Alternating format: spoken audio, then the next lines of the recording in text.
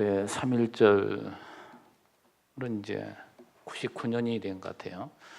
1919년 3월 1일 참 독립운동 시작했을 때에 그걸 기념하는 날, 참 한 나라가 세워지는 것은 많은 사람들의 그런 노고와 그런 또 피 흘림과 아픔 속에 한 나라가 세워집니다.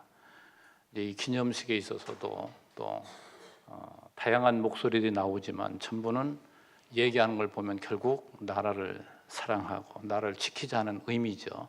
그런 생각들의 견해가 좀 다를 수 있지만 저는 이 세상의 모든 것들은 영원한 하나님의 나라를 가르치는 것이라 이렇게 말씀드렸을 때 세상 나라는 어쩔 수 없어요. 또 이 지상교회도 이 육신을 가지고 있는 우리들이 만들어가는 하나님의 나라이기 때문에 의견이 다 같을 수가 없고 그래요. 그러나 세상은 어차피 그런다 할지라도 교회에 해답이 있습니다. 뭐예요? 말씀으로 돌아가는 거예요. 하나님의 통치하심, 하나님이 우리에게 무엇을 원하시는가 이걸 올바로 알면 이 세상 나라와 전혀 다르죠. 이 세상 나라를 세워갈 때에 참 얼마나 많은 투쟁과 싸움 속에 한 나라가 세워져 가는가. 교회도 마찬가지라니까요. 모형적으로 그걸 보여주는 거예요. 교회도 끊임없는 도전과 그 유혹 속에 우리는 강건하게 싸워 나가는 것. 그래서 교회가 하나하나 이제 자라고 이제 승리하게 되죠. 참 무엇보다도 중요한 것은 세상의 나라도 그렇지만 교회는 말할 것도 없이 이렇게 지도자가 중요한 것이고 그 지도자와 함께 동역하는, 지도자 혼자 세워가는 게 아니잖아요. 그러니까 이 동역하는 사람들도 나름대로의 모두가 지도자입니다. 제가 늘 여러분이 강조하는 것처럼 우리 재직들은 전부가 지도자인 거예요. 가정에서도 부모 말할 것 없이 지도자죠. 형도 지도자입니다. 어떻게 보면 또 형제가 쭉 있다고 하면 중간에 있는 그 아이도 어떻게 보면 또 지도자인 거예요. 그래서 여기 이 말씀은 바울이 디모데에게 전하는 그 말씀. 디모데는 지금 교회의 한 지도자잖아요. 그 디모데에게만 해당되는 것이 아니고 우리 믿음의 사람들 모두에게 주어지는, 여러분에게 얼마나 이 중요한 말씀인지 몰라요, 이것이. 그래서 하나님은 이 하나님의 나라, 이 교회를 세워나갈 때에 이렇게 지도자를 세우되 이러한 동역자들 다 각자의 맡은 분량에 따라서 이 일을 맡기셔서 일해 나가시는 것. 이게 하나님의 나라를 세워나. 이걸 다른 말로 말하면 지금 체제라고 하는 거예요. 체제. 조직이라고 또 표현할 수도 있고. 그래서 이 디모데전서는 교회의 조직과 행정에 대해서 우리에게 잘 가르쳐주고 있어요. 그래서 지도자가 중요하다. 그래서 1장은 이제 지도자를 하나님 어떻게 부르셨는가 그 소명에 대해서 우리가 좀 살펴보고 있는 과정입니다. 자, 오늘 지난번 시간과 연결해 생각해 볼 때 사도 바울은 어떤 사람이었습니까? 얼마나 포악한 자인지 몰라요. 정말 그는 하나님께서 세우신 그리스도의 몸된 교회를 잔해하던 자란 말이죠. 잔인하게 괴롭혔던, 심지어는 예수 믿는다고 해서 그들을 죽이는 데까지 이러한 자란 말이죠. 그런데 그러한 폭도였는데 하나님이 오래 참으시지 않았다면 그는 죽음이죠. 하나님 그냥 그 자리 현장에 죽이기도 할 수 있잖아요. 오래 참으시고 그를 부르셨단 말이에요. 이게 은혜예요. 다 그의 허물을 덮어주시고 용서하시고 그를 도리어 그를 어떻게 충성스럽게 여겨가지고 도리어 교회를 세우는 그 사도 직분을 주셨을 때 그는 한없는 감격이 오늘 이제 17절에 찬양이 나옵니다. 이 찬양이라는 것은 오늘 우리로 하여금 하나님 만들어내는 거예요. 얼마나 이 찬양은 우리로 복되게 우리에게 행복하게 만드는지 모릅니다. 그래서 하나님은 이러한 자, 엄청나게 못되게 살아왔던 그 자를 다 용서하시고 그를 구원해 주시고 뿐만 아니라 그에게 사도라는 엄청난 직분을 주셨단 말이에요. 그래서 그를 용서하신 것이 놀라운 은혜인데 은혜 위에는 뭐에 또예요? 그에게 직분을 또 그 일꾼으로 삼아 주셨다 이 말이죠. 그래서 사도 바울은 너무나도 감격해하면서 지금 디모데에게 너도 그렇다 그 말이죠. 그러니까 다른 말로 바꿔놓으면 우리 모두가 그렇잖아요. 이 은혜의 감격이 크면 클수록 세상에 살아가면서 의연하고 여기 나오는 것처럼 오래 또 참기도 하고. 이 믿음의 분량은요, 우리가 믿음이 얼마만큼 컸다 하면은 오래 참을 수 있는, 그게 누구가 하시는 일이에요? 성령의 능력이라니까요. 오래 참음이 성령의 열매라고 그랬잖아요. 그러니까 오래 참아주는 건 그만큼 그분이 성숙한 거예요. 그런데 참지 못하고, 물론 태어나면서부터 가지고 나온 성격도 있긴 있어요. 그런데 그런 것들도 다듬어지고 또 다듬어지고 오래 참아낼 수 있는 이것이 바로 성장한 자의 모습입니다. 성장한 자의 모습. 자, 이 죄인 중에 괴수였지만 사도 바울 어때요? 의로운 자로, 복음 전도자로 세워졌는데, 이것은 오늘 우리에게 뭘 말해주는가? 그랬잖아요. 믿는 자에게 본이 되게 하시려고 그랬다. 본이 되게 하시려고. 그래서 지난번에도 그걸 언급했습니다만은, 우리가 의인이 되고 천국 백성이 되는 것은 나의 노력으로, 나의 어떠한 수고로, 공로로 얻어지는 것이 아니고 하나님에 의해서 주어지는 절대적인 은혜로만 된다는 사실을 우리에게 가르쳐 주는 거란 말이죠. 여러분, 우리가 천국 백성이 되고 우리가 의로운 자로 살아가는 것은 내 공로는 한 푼도 없습니다. 진짜 한 푼도 없어요. 또 한 가지 보여주는 것은 세상의 기준으로 봤을 때 어떠한 포악한 자라 할지라도, 진짜 세상이 볼 때는 막 돌로 다 때려 죽이고 싶을 만큼 포악한 자라 할지라도 하나님에 의해서 그리스도가 믿어지는 사람은 바로 의인이요 하나님 백성이라는 거, 이걸 보여주고 있단 말이죠. 그러니까 세상에 우리 잣대로 저 녀석은 절대 예수 믿을 사람 아니야, 이렇게 단정하지 말아요. 언제 하나님 꺾고 드릴지 몰라요. 그래서 그럼 바울이 살아온 그 과정을 보면 엄청 오랜 기간 동안 못된 짓 하고 다녔어요. 근데 그 중간 초반에 볼 때, 중간 정도 볼 때 저 녀석은 절대 구원받지 못할 자예요. 저건 예수가 상관없는 자야, 그럴 거 아니에요. 그런데 그의 결과는 어때요? 거꾸로 틀리면, 하나님이 그를 돌아서게 만들면 하나님 믿지 않을 자가 없단 말이죠. 그래서 사도 바울은 이 복음의 능력이, 이 진리의 능력이 그를 완전히 바뀌어버립니다. 그러니까 교회를 없애던 그 자가 이제 교회를 세우는 자로 바뀌어진 거예요. 그 복음을 전하는 전도자로 그가 이제 사명을 감당하게 됩니다. 하나님은 왜 바울을 부르셨다고요? 모든 사람들이 이렇게 살아야 된다는 것을, 우리 믿는 자는 이렇게 바뀌고 이렇게 교회를, 하나님의 나라를 세워가는 일꾼이 된다는 것을 보여주는 것이죠. 이게 누구에게 해당된다고요? 오늘 우리들에게 그렇다니까요. 오늘 우리들도 이렇게 못된 존재였는데 하나님 나를 부르셔서 주의 은혜를 깨닫게 해요. 이야, 정말 생각해 보니 내게 남편을 주신 것도, 아내를 주신 것도, 자식을 주신 것도, 세상 그리스도를 바라보며 모든 세상을 바라볼 때에 모든 것이 은혜의 산물이란 말이에요. 어느 것도 은혜가 아닌 것이 없어요. 사람이 바뀝니다. 생각이 바뀌어지고 또 삶의 목표가 바뀌어지고, 이 사람은 절대 과거의 자신이 목표로 세웠던 그러한 삶이 아니에요. 이제는 이게 바로 예수 믿는 자의 아름다운 모습이란 말이죠.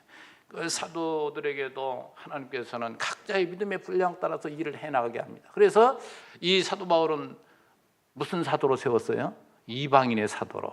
다른 사람들은 유대인들에게 복음을 전하게 했지만 이 바울이야말로 하나님께서 이방인들에게 가서 복음을 전하라고 그를 세우셨단 말이죠. 그래서 오늘 우리들도 마찬가지예요. 다 똑같은 게 아니에요. 하나님께서 각자에게 주신 은사가 있단 말이에요. 그 믿음의 분량 따라서 한 부분을 잘 감당하고 살아가는 것, 이것이 오늘 우리에게서 가장 아름다운 삶입니다. 교회 안에도 여러 직분이 있잖아요. 그 직분 하나하나 주신 것도, 하나님 왜 직분 주셨다고요? 노르라고 그 직분 준 게 아니에요. 일하라고. 사명이 뭐예요? 주인의 명령에 따라서 일하는 게 사명이에요. 우리 각자에게 하나님께서 우리에게 일하라고.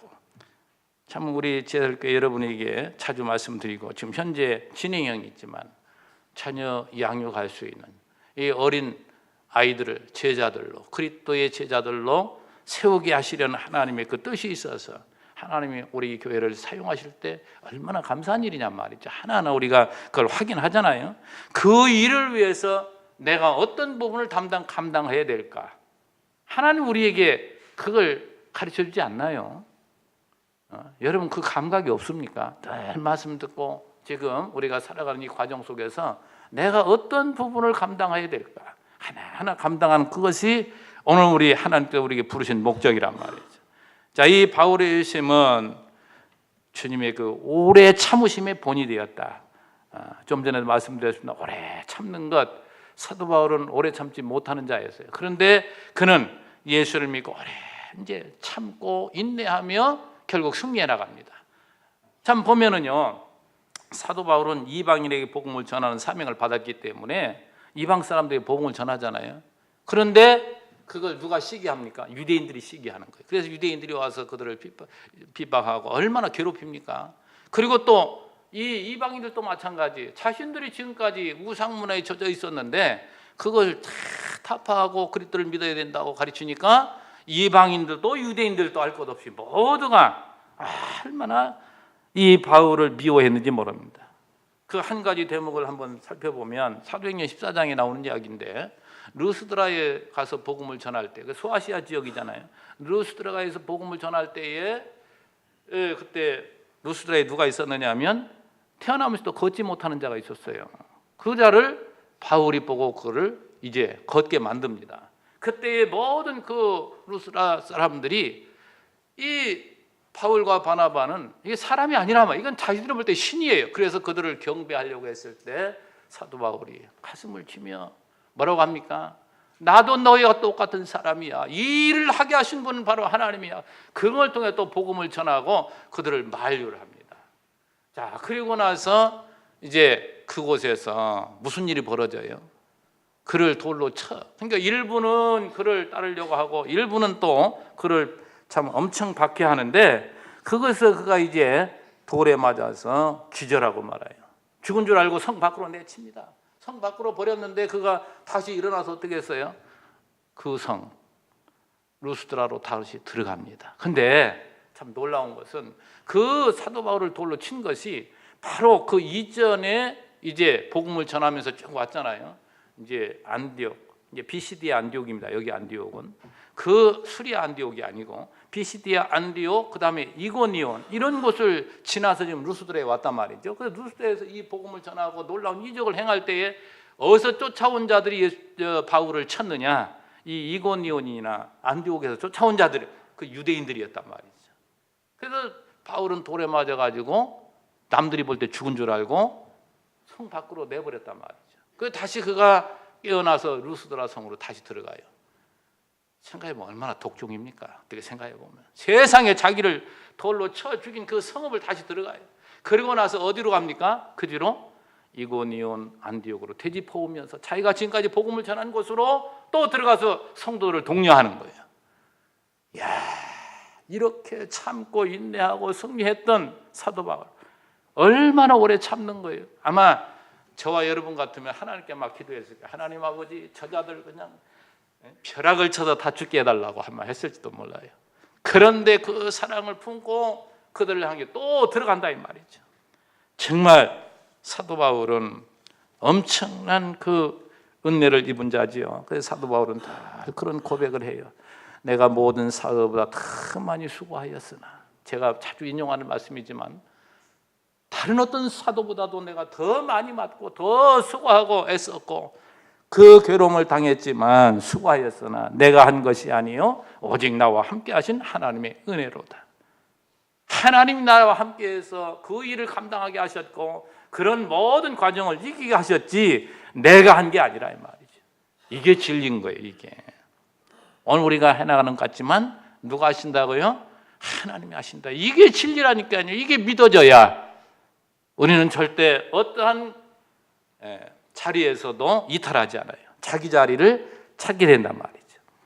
자, 바울이 이렇게 죽어 마땅한 자신을 다 용서하시고 충성되게 하셔서 사도의 직분을 주신 것을 찬양하는데요.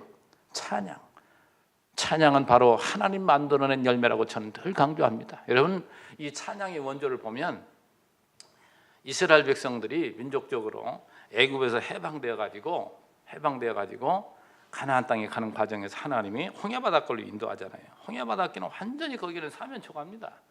완전히 거기는 고난 몰려 있어요. 앞으로는 홍해바다가 넘실거리고 있지, 뒤에는 바로의 군대가 쫓아오지요. 끝난 거예요. 그래서 그들을 원망합니다. 모세 당신 말이야 우리가 애굽에 있을 때에 거기서 먹고 살면 되는 건데 왜 당신이 우리를 끌고 와서 여기에 죽게 하느냐, 매장지가 없어 이런 데 와서 죽게 하느냐 원망을 해요. 그때 모세는 말합니다. 너희들은 절대 걱정하지 마. 하나님이 너희들을 여기서 죽게 한 게 아니야. 가나안 땅을 준비해 놓았고 반드시 너희들 여기에서 승리하게 할 테니까 지켜봐. 너희들은 가만히 보기만 해. 그리고 나서 뭡니까? 홍해바닷길을 열어주잖아요. 여러분, 그 홍해바다를 건너올 때 두 가지 현상이 나타나잖아요. 하나는 선민 이스라엘 백성들은 하나도 거기 물에 빠져 죽지 않고 다 건진받았습니다. 다 살았어요. 그런데 뒤따라오던 애국 군대는 뭐예요? 하나도 남김없이 다 물로 수장시켜버려, 다 죽여버렸어요. 그때 바닷가에 이스라엘 백성들의 모습은 어떻습니까? 덩실덩실 춤을 춥니다. 어떤 사람들은 팔팔 뜁니다. 하나님 감사합니다. 이게 찬양이에요. 하나님 그걸 만들어내시기 위해서 우리를 끝없는 시련 속에 이스라엘 백성들로 하여금 홍해바닷가 그 구석진 곳으로 끌어간 것이 뭐예요? 그것 만들어내려고. 너희들 얼마나 무능한 존재인 줄 알아?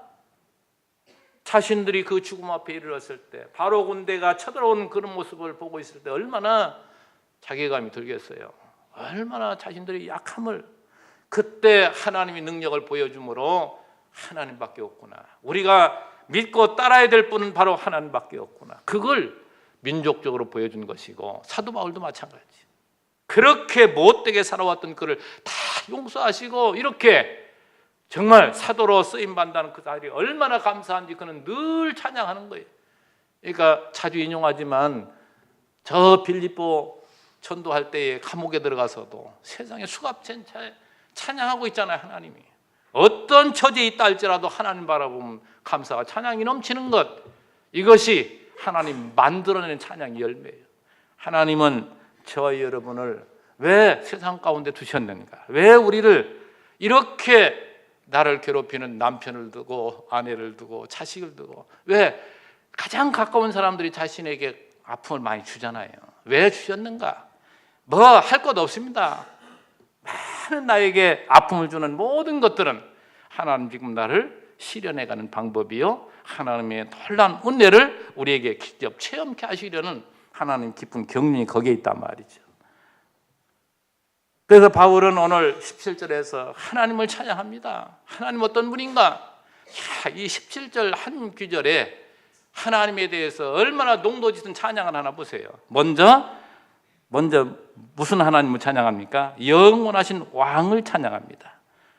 바로 전번의 성경은 만세의 왕이라고 그랬어요. 만세의 왕은 처음부터 마지막까지 어느 나라, 어느 시대에든지 왕이시라 이 말이죠. 만왕의 왕, 영원하신 왕. 여러분 참 제가 자주 말씀드리는 것이 세상의 모든 제도, 과거에 종 제도가 있었잖아요. 노예제도, 또 군주제도, 이런 것들이 다 있었잖아요. 이 군주제도라는 것이 뭡니까? 군주제도 당시에 왕은 모든 백성들의 생사여탈권을 그가 가졌습니다. 왕의 명령 하나면 누구도 반항 없이 다 죽고 살 수가 있었던 거예요. 그 왕이 얼마나 권세가 강력했는지 모릅니다. 그래서 백성들은 왕의 종이었고 왕의 소유였습니다. 그래서 백성들은 왕을 위해 존재했고 백성들은 왕을 위해서 생명을 아끼지 아니하는 것이 백성들의 존재의 의미였단 말이죠. 이런 모든 것들은 뭐예요? 영원하신 우리의 하나님, 만왕의 왕이신 하나님을 우리에게 가르쳐주고자 하는 하나의 계시적 방편이란 말이에요. 이게 하나님 어떤 분인가? 그걸 전부 연결해서 하나님께 연결하면 딱 맞는 거예요. 그게 하나님은 모든 생명의 여탈권을 그분이 가지고 계시잖아요. 그래서 우리 한나가 찬양하는 사무엘상 2장 6절에 보면 여호와는 죽이기도 하시고 살리기도 하시고 음부에 내리게도 하시고 올리기도 하시는도다. 그분 가난하기도 하시고 부하게도 하시고 하나님의 절대적인 주권이 있음을, 이런 모든, 한나는 어떤 과정을 지금 봤어요. 애를 낳지 못하다가 하나님이 애를 잉태하게 해서 낳게 하셨잖아요. 그러한 경험을 통해서 이런 하나님의 놀라운 능력을 찬양하게 되는 거예요. 모든 찬양은 이렇게 하나님이 만들어 가신단 말이죠. 하나님 바로 온 세상을 창조하시고 지금도 통치해 가시는 만왕의 왕, 모든 세대를 통치하시는. 그래서 그분은 처음과 마지막이요. 뭐라고 지요? 그분 보고 알파와 오메가라. 그분 시작과 끝이라 이 말이죠. 그래서 오늘 우리 인생도 여러분 제가 자주 강조하는 것이 바로 우리는 시작과 끝이 있습니다. 처음과 마지막까지를 우리가 전체를 볼 줄 알고 살아야지 한 부분을 살아가면서 그것 때문에 낙심하고 그것 때문에 좌절한다면 그건 하나님을 지금 모르는 거예요. 그런 과정을 통해서 하나님은 지금 나를 만들어가는 그분이신데 우리는 이 영원하신 하나님을 바라볼 줄 알아야 돼요. 하나님 어떤 분이라고요? 영원하신 만왕의 왕. 그분이 우리의 아버지. 그렇게도 나를 사랑하신 우리의 아버지. 그리고 두 번째로 썩지 아니하는 분이라고 말합니다. 썩지 않다냐 영원히 변하지 않는다. 반대로 세상은 뭐예요? 다 썩어지는 거예요. 낡아지는 거예요. 사라지고 없어지는 거예요. 이런 것들 전부가 소멸되는 것. 그러나 하나님은 영원 불변하시다. 그래서 그 하나님은 오늘 우리에게 믿을 만한 분. 왜요? 그분은 우리에게 약속하셨어요. 저와 여러분이 왜 하나님 백성이 된 거 여러분 모르십니까? 그리스도가 믿어지면 그 사람 하나님의 선택된 백성이에요. 이 하나님 백성은 나의 어떠한 삶에 이런 관계없이, 근데 그 삶은 하나님 그렇게 만들어 가는 거죠. 근데 관계없이 하나님은 언제나 내 편이 되시고 나를 이끌어 가신다. 변함이 없으시다. 이걸 보여주는 거라니까요. 그래서 우리의 소망이 어디 있습니까? 하나님께 있는 거죠. 세상은 다 소멸될 것이고 사라질 것이니까 그건 헛된 것이란 말. 결국은 다 무너지는 거예요. 그래서 하나님만이 우리가 추구하고 그분만 우리가 믿고 따를 수밖에 없죠. 우리의 소망은 바로 하나님밖에 없다. 또 그분은 보이지 아니하십니다. 하나님은 영이시라고 그랬죠. 우리의 이 썩을 눈으로 하나님 절대 보이지 않는단 말이죠. 우리 인간은 보이는 것만 인정하고 보이는 것만 믿으려고 합니다. 이걸 우리 인간의 속성이 그렇잖아요. 그러기에 인간은 보이는 것만을 추구합니다. 그래서 예수님, 우리 하나님이 이스라엘 백성들에게 제일 먼저 그들이 강조한 계명 첫째, 둘째가 뭡니까? 나 위에 다른 신을 내게 두지 말라. 그리고 어떠한 형상이든지 하늘의 것이든지 뭐 바닷속에 있던 거 어떤 형상인데 만들지 말고 그 절하지 말고 섬기지 말라. 이게 첫째, 두 번째 계명이거든요. 근데 보세요. 인간은 어떻다고요? 보이는 것만 섬기려고 해요. 모세가 안 보이니까 뭘 만듭니까? 금송아지 금새 만들잖아요. 이게 인간이에요. 이게 인간. 여러분도 지금 여기서 말씀을 들을 때는 맞아. 하나님이 살아계시고 하나님이 우주 만물을 다 지배하시는 전능하신 분이 우리의 아버지야. 이 안 믿는 사람이 어디 있어요? 다 믿어지지. 그런데 다 여기서 나가서 또 세상 속에 우리가 믿지 않는 사람과 함께 또 살다 보면 금방 다 잊어버려요. 눈에 보이는 거 그게 전부입니다. 또 이 끊임없는 반복의 삶, 이게 우리의 삶이 어떻게 보면 이게 뭐예요? 이제 뒤에 나오는 그래서 선한 싸움을 싸우라는 거예요. 이게 바로 선한 싸움이에요. 보이는 것 그것과 싸우는 것이 아니고 이 신령한 싸움이라니까요. 우리의 싸움은 정말 우리는 못 말리는 사람. 그래서 오늘 현대인들의 우상이 뭐냐 말이죠. 뭘 바라보고 우리가 살아가냐 말이죠. 지금도 어느 세상 나라든지 보면 권력 투쟁이 어떠 얼마 합니까? 우리나라 얘기는 뭐 하지만 미국 얘기를 들어보니까 그 미국 대통령 그 딸이 평창 올림픽 왔었잖아요. 그런데 그 백악관에서 지금 권력 투쟁이 벌어져가지고 뭐 그런 얘기 못 들었습니까? 그런 것도 좀 가끔 봐요. 세상 돌아가는 것도. 왜? 그게 신령한 걸 가르쳐주는 한 모형이라니까요.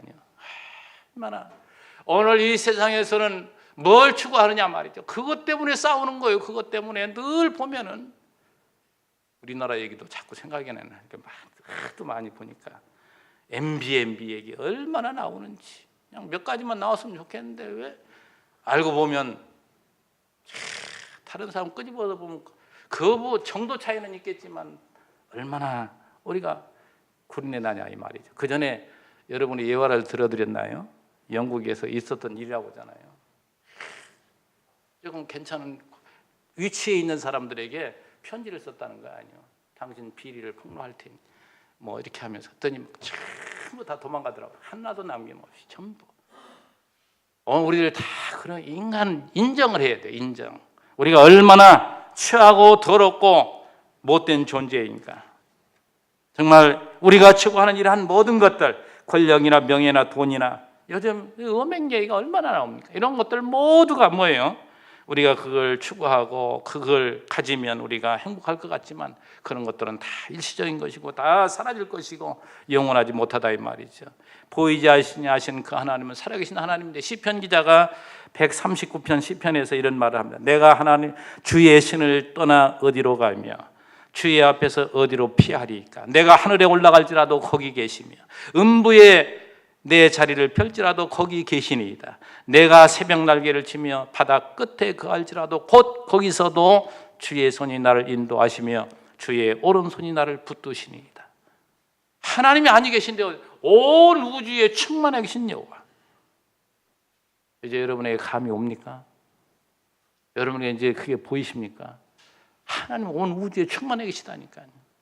여러분이 은밀히 못된 생각하고 못된 짓 할 때도 거기 하나님 계시고, 교회 안에 여기밖에 안 계신 게 아니에요.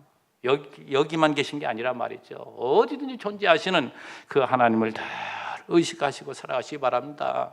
이것이 우리 믿는 성도들의 참 바르게 살아가는 유일한 길이에요.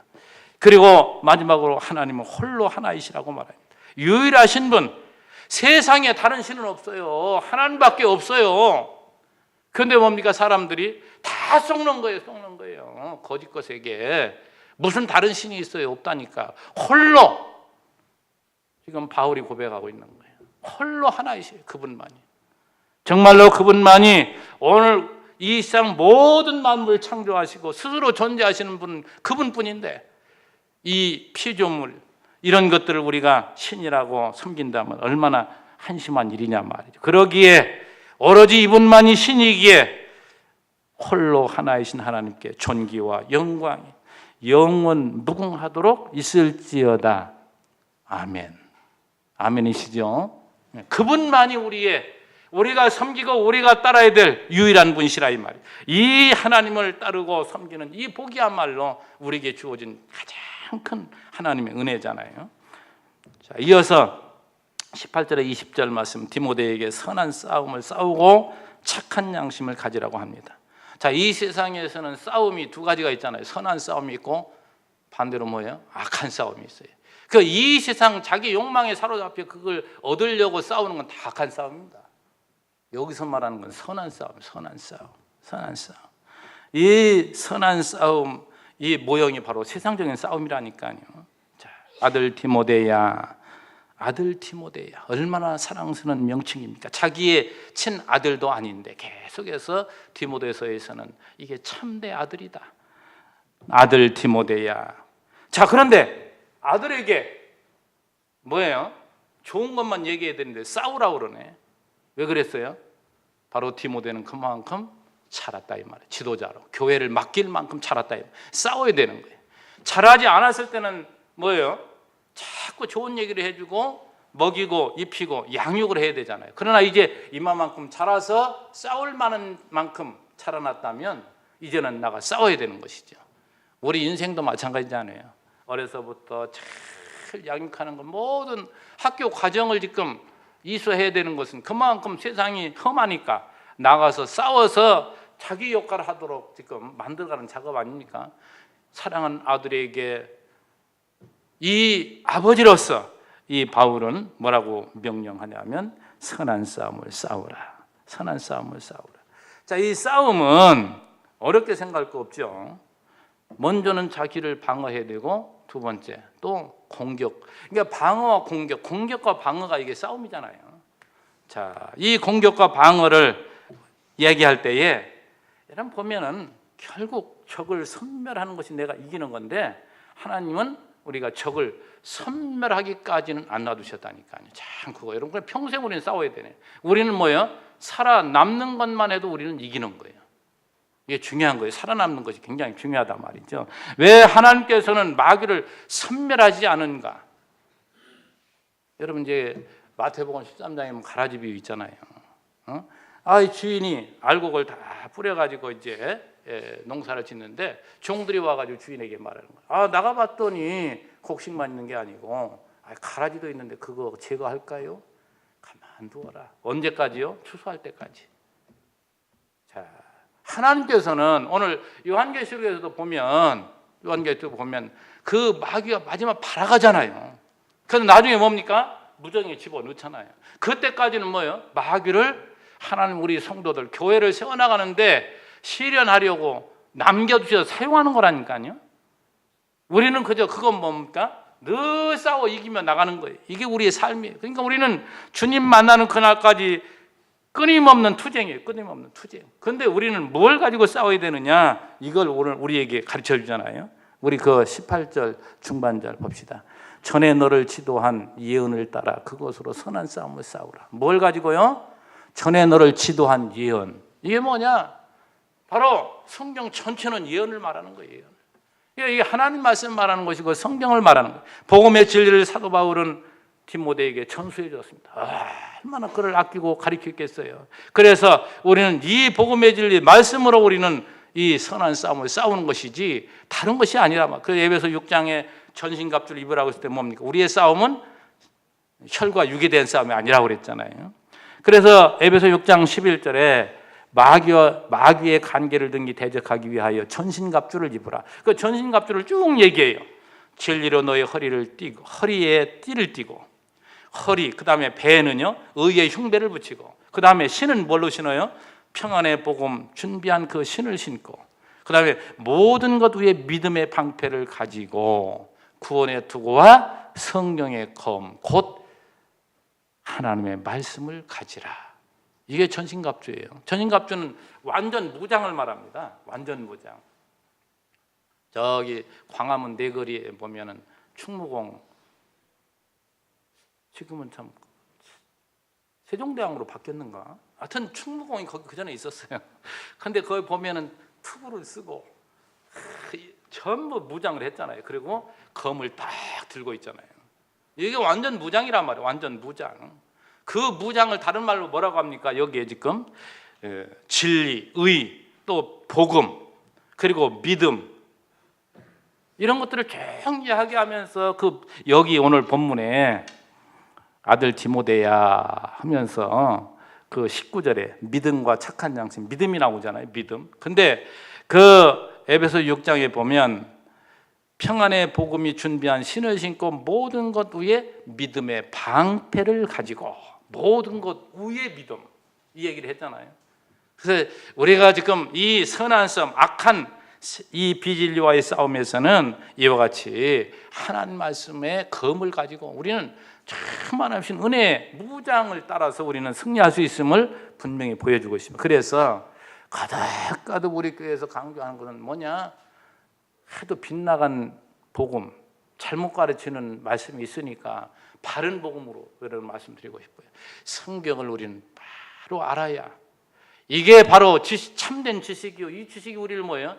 지혜롭게 살아가게 하는 거예요. 지혜가 뭐냐? 시작과 끝을 관통해야 된다니까요. 중간에 막혀 있으면 그게 도를 통달한 게 아니죠. 도를 통달했다는 이야기는 모든 하나님의 뜻을 꿰찬 거예요. 아는 거예요. 성경은 시작과 끝을 통해서 처음부터 마지막까지 모든 이 말씀을 통해서 우리에게 뭐예요? 관통하게 한다니까요. 꿰뚫어보게 만드는 거예요. 아, 이것이구나. 우리는 세상 속에 살아가면 얼마나 이런 것들에 혼란을 겪고 이 문제 때문에 머리가 복잡한지 몰라요. 그러나 하나님 말씀은 우리가 깊이 깨닫고 성숙한 만큼 머리가 맑아지는 거예요. 아, 나에게 이와 같은 어려움이 왔다는 것은 이게 해석이 된단 말이에요. 어찌 원인을 찾아지게, 왜 이렇게 왔고 이것을 왜 하나님께서 나에게 이 길을 주셨는가. 이게 딱 해석이 올바로 될 때 우리는 이 머리가, 두뇌가, 이성이 완벽해진단 말이죠. 깨끗해져요. 그때 머리가 맑은 때 나오는 생각이 바른 생각이에요. 그래서 머리는 자꾸 이제 흥분된 상태에서 뭔가 하면 잘못적으로 되잖아요. 그리고 어딘가 코너에 몰려서 머리가 복잡한 가운데 뭔가를 결정할 때는 이게 빗나간 생각으로 많이 가요. 그래서 마음이 평안하고 머리가 깨끗할 때 판단을 내린 생각, 그 생각대로 사는 것이 참 바르게 사는 겁니다. 자, 그래서 하나님은 오늘 우리에게 사도 바울을 통해 뭘 얘기하고 있냐? 우리가 선한 싸움을 싸울 때는 언제나 이 진리의 말씀으로 싸워야 된다는 거. 그걸 먼저 말씀하고 이어서 19절에 믿음과 착한 양심을 가지라. 자, 이 믿음과 착한 양심. 사실 이 믿음과 착한 양심은 전부가 이 진리가 만들어내는 열매예요. 결과예요. 뭘 여러분이 믿느냐 말이죠. 믿음이라고 하는데요, 지금. 믿음. 하나님이 살아계신 거 말할 것도 없죠. 하나님이 살아계시고 예수 그리스도가 우리를 죄에서 구속하시기 위해서 2000년 전에 아까 우리 만유의 주의 찬양이 사람이 되신 하나님 그 찬양했죠. 사람이 되신 하나님 2000년 전에 오신 그분은 뭐예요? 인간 예수지만 그분이 뭐예요? 하나님이 인간의 몸을 입고 오셨다니까요. 그게 믿어져요. 그분이 바로 우리의 남편이요, 그분이 우리를 위해서 자기 생명을 내주신 분. 그리고 그분께서 시공간을 이 육신을 가지고는 시공간을 초월할 수가 없습니다. 그래서 그분은 승천하셔서 우리의 약속대로 성령을 보내주셔서 오늘 어디에 존재하든지 하나님의 손길이 미치지 않는 것이 없는 반드시 하나님께서는 자기 믿는 자들 곁에 있어서 우리들을 보호하시고 인도한다는 사실이 믿어지는 것. 이게 믿음이에요. 우리의 믿음 다른 게 아니에요. 그래서 로마서 우리 잘 인용하지만 로마서에서 뭐라고 합니까? 믿음은 듣는 데서 온다고 하잖아요. 믿음은 들음에서 온 것이라. 그 들음은 뭐냐? 그리스도에 계시된 말씀이라고 하잖아요. 그러니까 우리들은 이 말씀에 의해서 우리는 믿어지는데 이 믿음으로 우리는 이기는 것이다. 그 다음에 착한 양심. 착한 양심을 가지라. 착한 양심을 얘기할 때는 착하지 아니한 양심도 있는 거예요. 악한 양심도.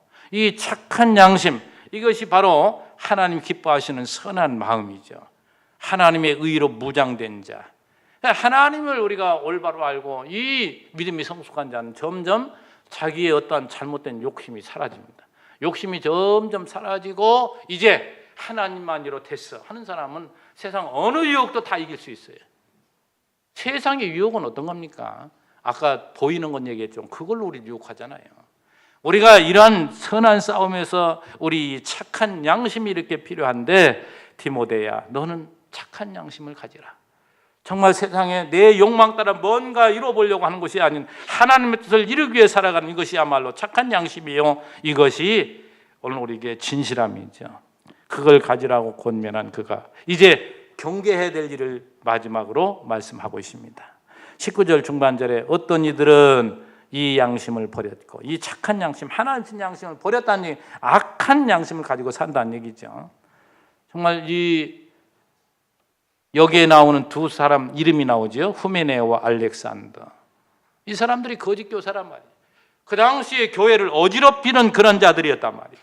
바로 비진리를 전하고 하나님 진리의 말씀에 순종하지 아니하고, 그래서 교회 안에서 잘못 가르치는 자들, 이게 가장 큰 문제예요. 왜 그러냐면 가르치는 자가 잘못 가르치면은 그걸 듣고 따르는 무리들이 많은 사람들이 영향을 미치기 때문에 정말 이 지도자 가르치는 자들이 잘못된, 그건 얼마나 많은 사람들에게 해를 주는지 모릅니다.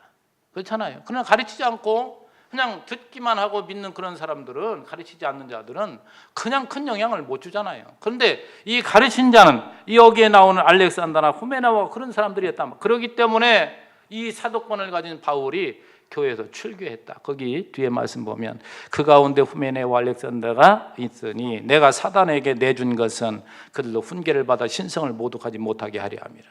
교회를 살리고 또 한 가지 그들을 살리려고, 그들도 교회에서 한번 떠나봐야 교회가 소중한 걸 알고, 이게 바로 7위의 아름다운 결과죠, 이것이.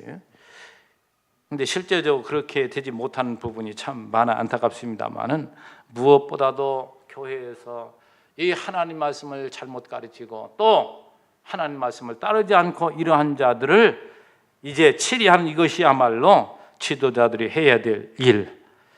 자, 여러분 이제 오늘 이 말씀을 마치면서 여러분에게 하나님이 질문합니다. 하나님이 여러분에게 왜 부르셨는가? 하나님이 나를 왜 부르셨는가? 항상 질문하고 살아요. 하나님 왜 내게 이 가정을 주셨는가? 하나님이 왜 내게 이 직장을 주셨는가? 늘 하나님 향해 우리가 질문을 하고 그 하나님부터 답을, 그건 뭐 분명한 것이죠. 너무 분명한 거예요. 어떤 상황이 있다 할지라도 하나님을 의식하고 하나님 나를 여기 세우셨음, 하나님 나를 여기에 파송하셨음, 이것이 믿어진다면 그것이 바로 천국이 되는 겁니다. 늘 하나님 나에게 저 먼 이방 땅으로, 사도 바울이 이방 땅 돌아다니면서 선교할 때에 얼마나 많은 순환을 당했느냐 말이죠. 그러나 사도 바울 언제나요? 뭐예요? 하나님 나를 여기 보내셨습니다. 그래서 그는 거기서 복음을 전하다가 거기에서 이제 돌에 맞고 거기에서 핍박을 당하면 또 다른 데로 또 옮겨갑니다. 다시 아까 말한 대로 또 돌아가기도 하지만 다른 데로 또 옮겨요. 그러면 그 옮겨간 그곳에서 어떻게 생각합니까? 하나님 또 나에게 여기에서는 다 전했으니까 이곳으로 보내려고 이 사람들을 통해 밀어내는구나. 모든 게 범사에 그 인정하는 거예요. 그 일생이야말로 그렇게 살아간 사람이야말로 충실하게 살아가게 돼 있습니다. 근데 우리는 주로 이제 내 생각을 딱 사로잡혀 가지고 하나님의 뜻을 우리의 뜻을 하나님의 뜻으로 이렇게 만들어 가지고 어떻게 합니까? 기어코 내 뜻을 이루려고 거역하는 경우가 허다하다 이 말이죠. 전능하신 하나님의 그 주권을 우리가 믿는다면, 그 능력을 우리가 믿는다면 하나님은 멀리 우리 내다보면, 그래서 저는 그런 생각을 해요. 이것만 말씀드리고 마십니다. 어린아이들을 다 이렇게 양육을 하잖아요. 양육을 하면 얘들이 만큼 자라서 교회를 떠나기도 합니다. 그죠? 또 멀 이사를 가 다른 교회 또 섬기기도 하고, 아이들은 뭐 부모 가는 대로 따라가고 하니까. 그러다가 그런 데서 충실하게 일꾼 되어서 살아가는 것도 너무 감사한 것이고, 왜? 우리가 씨를 뿌린 거니까, 양육한 거니까. 그 일을 우리가 너무 감사한 거죠. 그런데 알고 보면 하나님 때가 되면 그들을 또 뭐예요? 와서 일할 수도, 그런 걸 허다하게 경험하고 살아요. 그러니까 뭐예요? 그러니까 그냥 욕심을 부릴 필요가 없는 거죠. 나에게 맡겨진 일, 이걸 충실하게 감당하면 하나님이 갚아주신다니까요. 다른 손길을 통해서 또 세워나가기도 하시고. 이게 하나님 믿는 것이지, 그냥 내 욕심 따라서 이렇게 세워놓고 요거 안 되면 그것 때문에 얼마나 스트레스를 받고 그것 때문에 얼마나 미워하고, 이게 바로 얼마나 못된 악한 싸움이냐 말이죠.